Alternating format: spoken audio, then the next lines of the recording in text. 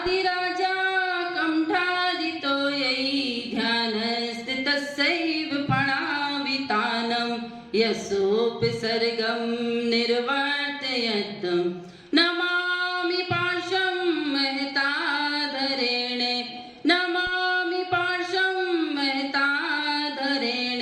बोलो 1008 श्री चिंतामणि पार्श्वनाथ भगवान की, 1008 श्री महावीर भगवान की। मेरी साधना की सुर सुमन तेरी वंदना में हर नमन गुरु हर नमन गुरु हर नमन।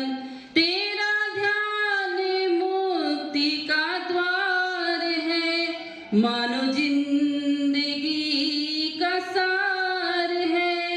मेरी अर्चना की सुर सुमन तेरी वंदना में हर नमन गुरु हर नमन गुरु हर नमन। बोलो परम पूज्य चतुर्वेदी आदि सागर जी महाराज की, परम पूज्य चतुर्वेदी महावीर कीर्ति जी महाराज की, परम पूज्य चतुर्वेदी विमल सागर जी महाराज की, तपस्वी सम्राट श्री सन्मति सागर जी महाराज की। संयम सौरभ साधना जिनको करे प्रणाम, त्याग तपस्या तीर्थ का सुंदर सागर नाम सुंदर सागर नाम। बोलो परम पूज्य दिव्य तपस्वी वात्सल्य मूर्ति परम पूज्य आचार्य परम श्री सुंदर सागर जी महाराज की। विद्या के सागर थी, ज्ञान की थी भंडार, करती थी माता हम सब पे ये उपकार। जय गुरु माँ विजयमती माँ, जय गुरु माँ विजयमती माँ। तेरी ज्ञान की बातों को हम भूल न भुलाएंगे, याद करें इनको हम शीश झुकाएंगे।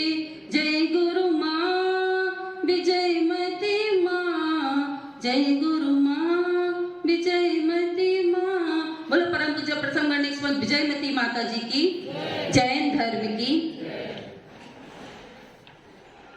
धर्म प्रेमी बंधु कहते हैं कि जिसके जीवन में गुरु नहीं, गुरु का प्यार नहीं, गुरु का वात्सल्य नहीं, उसका जीवन शुरू नहीं।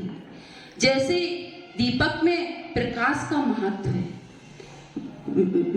मिश्री में मिठास का महत्व है, धर्म में अहिंसा और वीतरागता का महत्व है, वही हमारे जीवन में गुरु का महत्व होता है।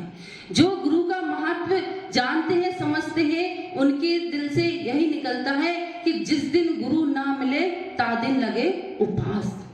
और जब गुरु आपके नगर में आ जाते हैं और वह चतुर्मास करते हैं तो आप लोगों को गुरु से लगाव हो जाता है और फिर 5 महीने बाद उनका बिहार होता है।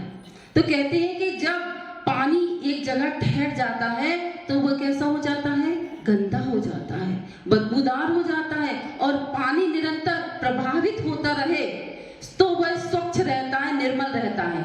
इसी प्रकार साधुओं का भी बिहार बताया है कि अगर साधु एक जगह ठहर जाए तो उन्हें भी शायद श्रावक से राग ना हो जाए, इसलिए बिहार करते रहो तो उनकी साधना निरंतर अच्छे से चलती रहेगी।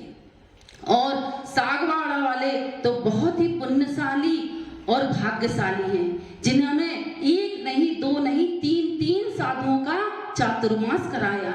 यहाँ गंगा, जमुना, सरस्वती तीनों की ही गंगा खूब बही। अब किसने अपने पात्र में क्या ग्रहण किया, ये आपकी पात्रता है। साधु तो बहता हुआ जल है, अगर आप उसमें से क्या ग्रहण कर सकते हैं ये आपके ऊपर निर्भर करता है कि आपने अपना घड़ा सीधा रखा कि उल्टा रखा।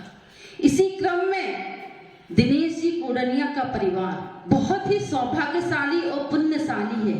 ये पुण्य हमने पूर्व भाव में अर्जित किया है, जब तो हमारे अनुसार ही हमको पूरा वातावरण मिलता है। मैं निरंतर देखती हूँ, अनुभव करती हूँ कि चारों भाइयों में कितना प्रेम वात्सल्य है।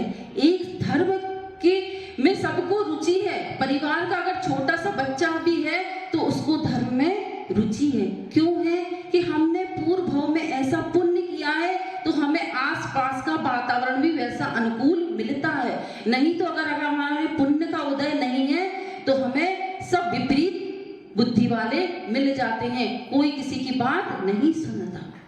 तो यह सब जब हम देव शास्त्र गुरु की भक्ति करेंगे तो हमारे पल्ले में पुण्य होगा, और पुण्य से पुण्य अर्जन करना ये तो बढ़िया दिमाग है कि अगर आपने पूर्व भाव में पुण्य किया और आपको अच्छा कुल मिला, जैन कुल मिला, संगी पंचेंद्रिय, मनुष्य पर्याय मिली, पुरुष पर्याय मिली, उसको भी अगर हम व्यर्थ में ऐसे ही खो रहे हैं तो जैसे चिंतामणि रत्न आपके हाथ में आया है और हम उसको कौवा उड़ाने में लगा दें, उसको यूं ही फेंक दें, तो हमने अपना जीवन व्यर्थ खो दिया। लेकिन यह तो हमारा पुण्य है, हमारी अच्छी बुद्धि है कि हम पुण्य से पुण्य खींच रहे हैं, हम अपने मानव जीवन को धर्म मार्ग में लगा रहे हैं। लेकिन जिसको आज देखो कितने सारे लोग हैं, कितनी बड़ी समाज है, लेकिन धर्म सभा में कितने से लोग आए, और अगर यहीं पे कोई अच्छा प्रोग्राम रख दो, कोई फिल्म स्टार आ जाए, तो फिर देखो पैर रखने के लिए जगह नहीं रहती। तो हर किसी का पुण्य नहीं होता कि वो गुरुओं के पास आ सके, गुरुओं की वाणी सुन सके और फिर उस वाणी को अपने जीवन में उतार सके। तो जब हम गुरुओं के चरणों में समर्पित होंगे तो हमारा जीवन बन जाएगा। कहते तन समर्पित मन समर्पित और जो धन मिला वो समर्पित, हे गुरुवर आपके चरणों में आखिरी श्वास भी समर्पित। तो जब हम समर्पित होंगे, गुरु के चरणों में आएंगे, तो वो हमें कौन सा भोजन परोसेंगे, कौन सा भोजन देंगे? वो आपको धर्मामृत भोजन देंगे, ज्ञानामृत भोजन देंगे। आपको दूसरा भोजन तो आपकी पत्नी, माँ, बेटी, बहन कोई भी कराएगी, लेकिन ज्ञानामृत भोजन सिर्फ गुरु चरणों में ही आकर आपको प्राप्त होगा। और वह जब जो श्रद्धा से उसको ग्रहण करेगा वही इसका आनंद ले पाएगा। तो जब हम गुरु के चरणों में समर्पित ही नहीं होंगे तो हमें उसका आनंद ही नहीं आएगा। एक दृष्टांत है, एक बनारस में विद्यालय में एक गुरुकुल था। तो गुरुजी एक शिष्य को विशेष ध्यान रखते थे, उसको बहुत अच्छे से पढ़ाते लिखाते थे, ध्यान सबका रखते थे, लेकिन एक शिष्य के प्रति उनका विशेष लगाव था। तो गुरुकुल में उनकी पत्नी भी थी। तो उसने कहा, मैं देखती हूँ, अनुभव करती हूँ कि तुम आप सब शिष्यों का समान पढ़ाते हो लिखाते हो, लेकिन एक शुभम नाम का शिष्य है, उस पर आपका विशेष लगाव है, ऐसा क्यों? तो उनने कहा, तो उसकी पत्नी तो गुरुजी बोले, मैं तुम्हें समय आने पे बताऊंगा। गुरुजी ने एक दिन एक आम लिया और अपनी भुजा में उसको बांध लिया और अब उदास होकर बैठ गए। तो जो भी शिष्य आता और गुरुजी से पूछता कि गुरुजी आपको क्या हो गया, आप इतने उदास क्यों हैं? तो गुरुजी ने कहा कि अरे मुझे ये फोड़ा हो गया है और इसका उपाय वैद्य ने ये बताया है कि जो इसको मुंह से चूसकर इसकी मवाद सारी निकाल देगा तो यह मैं स्वस्थ हो जाऊंगा। लेकिन किसी भी शिष्य की हिम्मत ऐसा करने की नहीं हुई, सब सुन सुनकर और पूछ कर चले गए। संसार में भी ऐसे ही होता ना, जब हम बीमार हो जाते हैं तो सलाह देने वाले तो बहुत मिल जाते हैं, लेकिन सहयोग करने वाले कोई एक दो लोग ही मिलते हैं, क्योंकि कहते हैं कि सलाह तो मुफ्त में मिलती है, लेकिन सहयोग बहुत मुश्किल से मिलता है। तो किसी ने भी उनका सहयोग नहीं किया और इतने में ही बाहर से शुभम उनका विद्यार्थी आया और उसने भी पूछा कि गुरुजी आपको क्या हो गया? तो गुरुजी ने कहा, अरे मुझे कुछ नहीं हुआ, ये फोड़ा हो गया है, इसमें मवाद है, इसको जो मुंह से चूसेगा फिर मैं स्वस्थ हो जाऊंगा ऐसा करने पर। तो उसने कुछ नहीं सोचा और मुंह में वह, पर वो क्या था? वो तो आम था। इससे उनने एक परीक्षा की, एक शिक्षा दी, अपनी पत्नी को समझाया कि मैं क्यों इस शिष्य का ज्यादा ख्याल रखता हूँ तो स्वाभाविक बात है, जो गुरु चरणों में समर्पित होता है, जो गुरु में के चरणों में अपना जीवन समर्पण कर देता है, गुरु का वात्सल्य भी उसके प्रति अटूट रहता है। तो इसी प्रकार जब इस परिवार ने गुरु की बहुत सेवा की, सुसज्जा की, रोज सब प्रवचन में आना, आहार दान देना, चौका लगाना, वैसे सबने सेवा की और उस हिसाब से सबको मेवा मिली भी है। किसी को भी आचार्य ने निराश नहीं किया। जिसने भी अपना समर्पण और सेवा इस संघ के प्रति की, उसको खूब आशीर्वाद मिला है। कहते कि गुरु का आशीर्वाद बहुत चमत्कारी होता है। हम जिन भक्ति करते हैं तो हमारे काम अपने आप होते हैं। क्यों होते हैं? कि हमारा समय अगर धर्म ध्यान में लगा तो हम पुण्य का अर्जन विशेष रूप से करते हैं और फिर हमारा जीवन अच्छे से कटने लगता है। तो कहते हैं कि गुरु ही एक ऐसा है जो जिसको, जैसे कहते हैं कि गुरु माने अंधकार को दूर करना, हमारे मिथ्यात्व रूपी अंधकार को दूर करे, उसे कहते हैं गुरु। हमारे जीवन में गुरु का बहुत महत्व है। कोई ना कोई एक गुरु जरूर होना चाहिए, क्योंकि कहते हैं गुरु एक अच्छा डॉक्टर भी है जो हमारे मिथ्यात्व रूपी रोगों को दूर करेगा।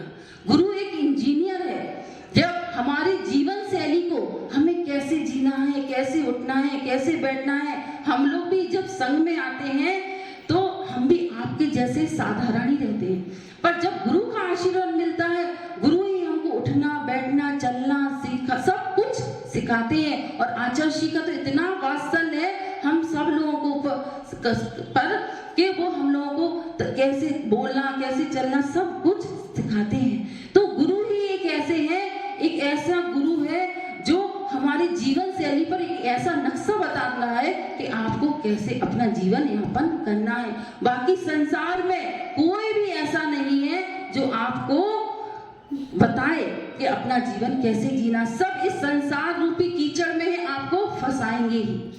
पहली बात तो ये एक पंचम काल है, दुखमा काल है, यहाँ सुख तो है ही नहीं, फिर भी हम सुख के लिए दिन रात लगे हैं उसके पीछे कि खाने में सुख है, अच्छा अच्छा पहनने में सुख है, अच्छा घूमने में सुख है, पर वास्तव में सुख है क्या?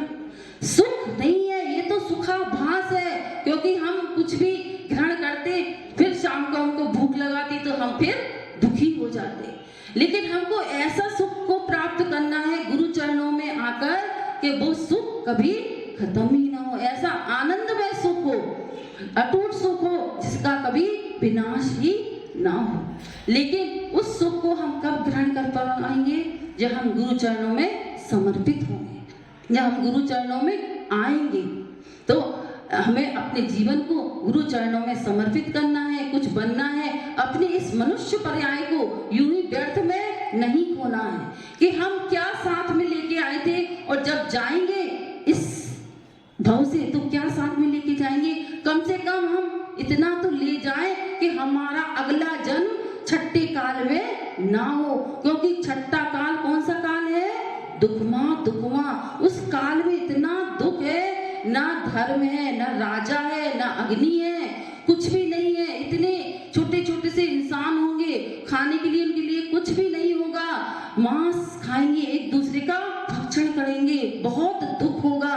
तो हम अपने जीवन में इतना पुण्य अर्जन कर लें, देवशास्त्र गुरु के भक्त बनकर कम से कम सच्चे सम्यक दृष्टि जीव तो हम बनी जाएं।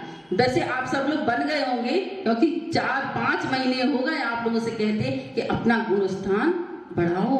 कम से कम हम 5वां गुणस्थान ग्रहण नहीं कर सकते तो चौथे गुणस्थान में सम्यक दृष्टि जीव तो बन जाएं। कहते कि सम्यक दर्शन अगर एक बार भी हमारे जीवन में आ गया तो हम कभी भी अल्पायु नहीं होंगे, हम दरिद्री नहीं होंगे, अपंग नहीं होंगे, मिथ्या कुदेवों में हमारा जन्म नहीं होगा, स्त्री पर्याय में जन्म नहीं होगा, नपुंसक नहीं होंगे। इतना सारा बेनिफिट एक सम्यक दर्शन ग्रहण करने से हमारे जीवन में आ जाएगा। अगर एक बार भी सम्यक दर्शन प्राप्त हो गया तो अर्थ पुद्गल परावर्तन ही आपका संसार रह जाएगा। इतना अथाह संसार है, उसमें सिर्फ चुल्लक प्रमाणम, एक चुल्लू भर प्रमाण आपका संसार रह जाएगा।